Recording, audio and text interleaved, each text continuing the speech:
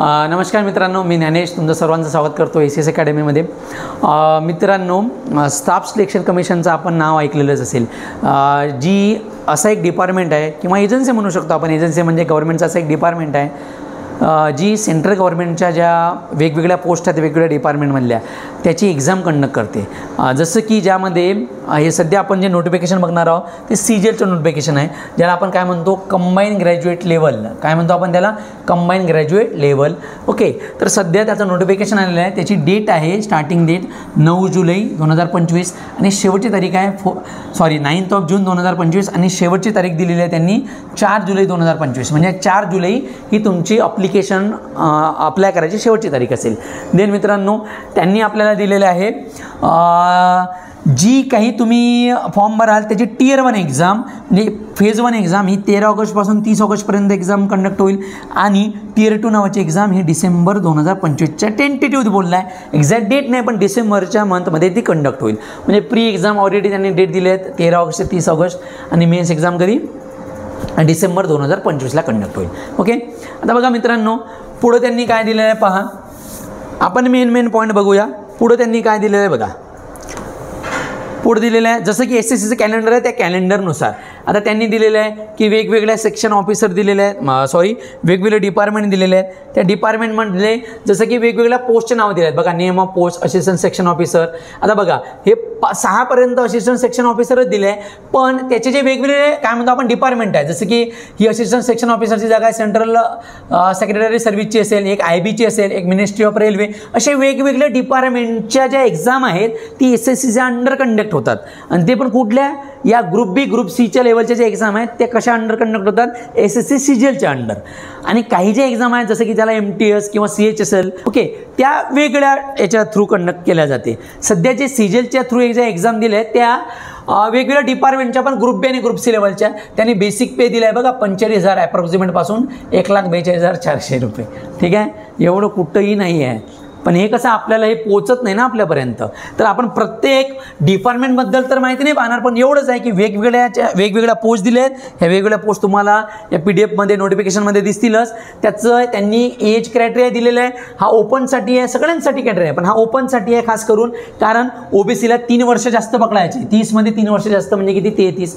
आणि SC कॅटेगरीला 5 वर्ष जास्त पकडायचे म्हणजे किती? 35. आणि ती 30 म्हणजे 18चे मिनिमम आणि मॅक्झिमम दिलेलं आहे. तर टोटल बघा जवळपास किती पोस्ट आहेत? जवळपास 37 पोस्ट दिले आहेत. 37 वेगवेगळ्या पोस्ट वेगवेगळ्या डिपार्टमेंटमध्ये कोणत्या ग्रुपमध्ये ते B का C आणि मिनिमम एज त्यांनी दिलेलं आहे पोस्ट वाईज. ओके, हे झालं त्या पोस्टच्या रिगार्डिंग. मग आता कोण अप्लाय करू शकते? तर त्यांनी सरळ दिलं आहे की तुमचं ग्रॅज्युएशन झालेलं पाहिजे कोणत्याही फील्डमध्ये, ग्रॅज्युएशन इन एनी फील्ड. काय बोललं आहे बघा, त्यांनी प्रत्येक याच्यानुसार पोस्ट दिले आहेत आणि एज रिलॅक्सेशन दिलेलं आहे. ओके, देन फायनल इयरचा जो मुलगा आहे तो हा फॉर्म भरू शकतो, पण एवढंच कंडिशन आहे म्हणजे ज्यांनी फायनलची एक्झाम दिली आहे शेवटच्या वर्षाला होता तो 1 ऑगस्ट 2025 पर्यंत त्यांना त्याचा ग्रॅज्युएशनचा रिझल्ट यायला पाहिजे. 1 ऑगस्ट किती? 2025. ओके, देन पुढे जाऊया आपण. बघा काय पुढे त्यांनी माहिती दिली आहे पहा.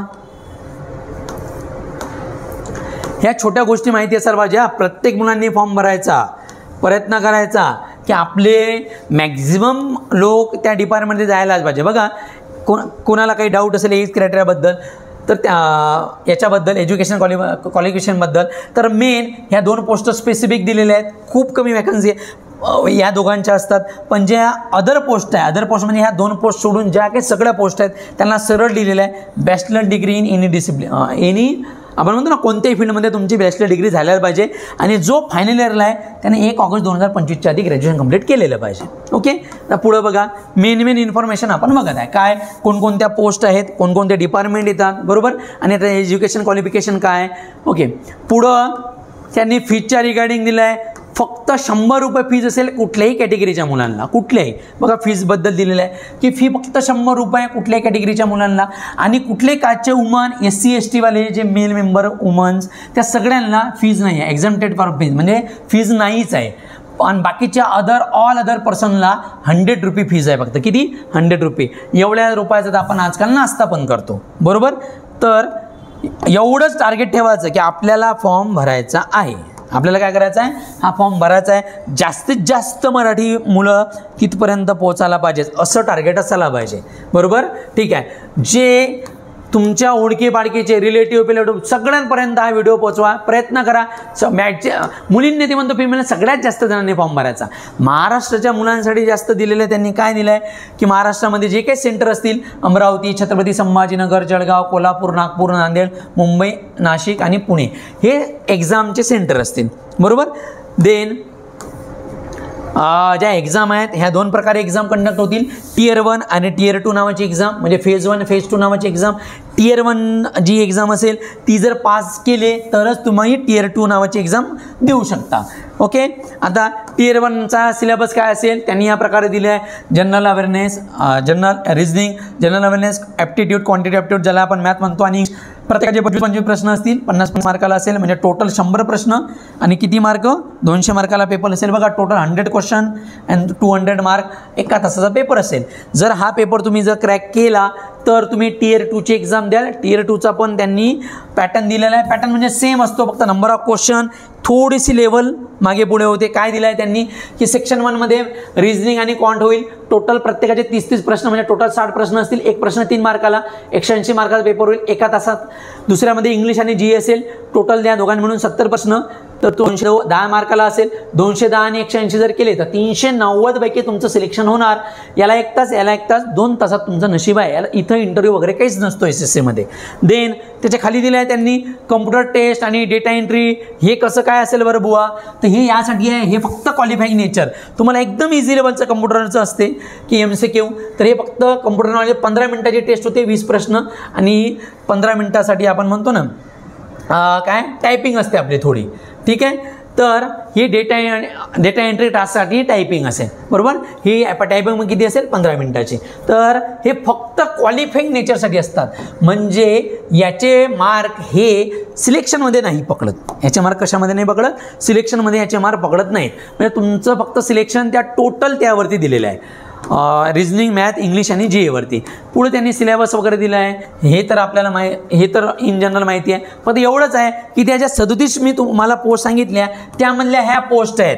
किती? 6 का 7 पोस्ट आहेत. बघा, 3, 3, 6, 7, 8 पोस्ट अशा आहेत ज्याला फिजिकल काही गोष्टी लागतील. म्हणजे फिजिकल म्हणजे काय, कुठं काही रनिंग असेल, कुठं काय असेल, म्हणजे मेडिकल त्याने फिजिकल स्टँडर्ड दिलेले आहेत. माझं म्हणणं आहे त्या 37 पोस्टपैकी ह्या एवढ्या सोडून द्यायच्या 7-8, बाकीच्या कितीतरी पोस्ट आल्या आपल्याजवळ. बरोबर. आणि खतरनाक 15,000 टोटल वॅकन्सी आहेत बाळांना. बरोबर. आणि पुढे त्यांनी काय त्याच्याबद्दल माहिती दिली आहे की फॉर्म कसा भरायचा, काय कास्ट सर्टिफिकेटचा फॉर्मॅट काय असेल, आणि शेवटच्या एंडिंगला तर त्यांनी टोटल दिलं आहे की फॉर्म कसा भरायचा, लॉग इन कसं करायचं, रजिस्ट्रेशन कसं करायचं. मी एक टच करून देतो तुम्हाला. बघा, एंडिंगला त्यांनी सरळ दिलं आहे. बघा, ही वेबसाईटवरती जायचं. वेबसाईटवरती गेल्यानंतर सगळ्यात आधी काय करायचं? रजिस्ट्रेशन करायचं, पासवर्ड टाकायचा. हे झाल्यानंतर तुम्ही काय नवीन पेजवरती ना पूर्ण प्रोसेस दिली आहे 40-50 पेजची. तर हे तर तुम्हाला सांगायची गरज नाही, ऑटोमॅटिकली तुम्हाला. आणि एकदा का तुम्ही याचं हे बनवलं काय, एकदा का SSC वरती प्रोफाईल जर तुम्ही बनवली तर ती प्रोफाईल, समजा SSC वरती एकदा प्रोफाईल बनली तर त्या प्रोफाईलमध्ये जाऊन डायरेक्ट, आता सध्या तुम्ही CGLला अप्लाय केलं, पुढचं नोटिफिकेशन CHSL आलं की डायरेक्ट त्याच्यावरती क्लिक जाऊन अप्लाय करायचं. त्याच्या पुढचं आलं MTS, डायरेक्ट जाऊन अप्लाय करायचं. म्हणजे नेहमी पूर्ण फॉर्म भरायची गरज नाही पडणार. ओके. हा व्हिडिओ यासाठी आहे की प्रत्येक मराठी जणांनी, बाकीच्या पण विद्यार्थ्यांनी, बट आपल्याकडच्या मुलं इंटरेस्टेड नाही राहत, कारण SSC सेंट्रल गव्हर्नमेंटच्या एवढ्या क्लास पोझिशन असतात, एवढ्या क्लास डिपार्टमेंट आहेत. बघा ना, narcotics control bureau, income tax, CBI, ED. आपण खरंच विचार करतो का? सगळेजण म्हणतात UPSC, काही UPSC थ्रू ते ऑफिसर लेवल झाले, नाही जमत ना आपलं. या लेवलच्या एक्झाम पेमेंट पण किती खतरनाक आहे बघा. तर आय होप या व्हिडिओच्या माध्यमातून एवढंच सांगायचा प्रयत्न आहे की जास्तीत जास्त लोकांनी हा फॉर्म भरायचा, भरू म्हणून विचार नाही करायचा. बरोबर ना. माहिती पडलं ना लगेच 1-2 दिवसात, बी सिरियस. नसते माहिती तर त्याचं प्रॉपर गायडन्स तुम्हाला अकॅडमीच्या माध्यमातून मिळेल.